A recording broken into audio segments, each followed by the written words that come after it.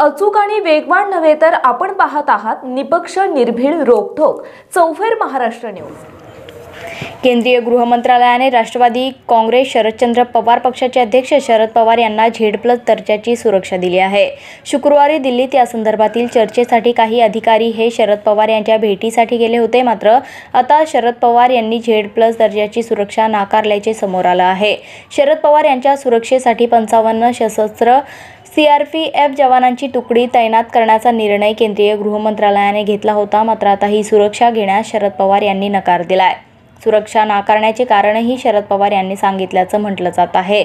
शरद पवार यांनी केंद्राची Z+ सुरक्षा घेण्यास नकार दिला आहे। सुरक्षा दलाचे वाहन घेण्यास पवारांनी नकार दिला आहे। नुकतीच केंद्र सरकारने शरद पवार यांच्या सुरक्षेत वाढ केली होती, तेव्हा शरद पवार यांनी यावर आश्चर्य व्यक्त केले होते। केंद्रीय गृहमंत्र्याचे अधिकारी सकाळी शरद पवार यांच्या घरी दाखल झाले होते। 15 CRPF आणि दिल्ली पोलीस अधिकाऱ्यांनी आज शरद पवार यांच्याशी सुरक्षेबाबत चर्चा केली, मात्र सुरक्षा घेण्याच्या समस्येवर कोणताही तोडगा निघाला नाही।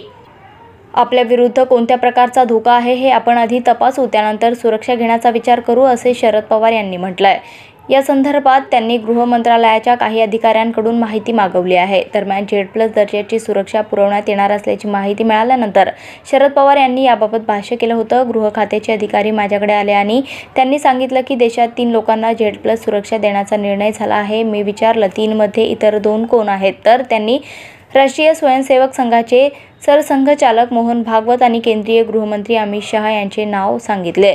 मला कशासाठी सुरक्षा पुरवली हे माहीत नाही, कदाचित निवडणुका आहेत त्यामुळे सगळीकडे फिरावे लागते, त्यामुळे योग्य आणि अचूक माहिती मिळविण्याची व्यवस्था केलेली असावी। नक्की काय हे सांगू शकत नाही, पण गृह विभागाचे संबंधित अधिकाऱ्यांशी मी संवाद साधणार आहे, त्यानंतर काय निर्णय घ्यायचा हे ठरविणार आहे, असं शरद पवार यांनी म्हटलं होतं।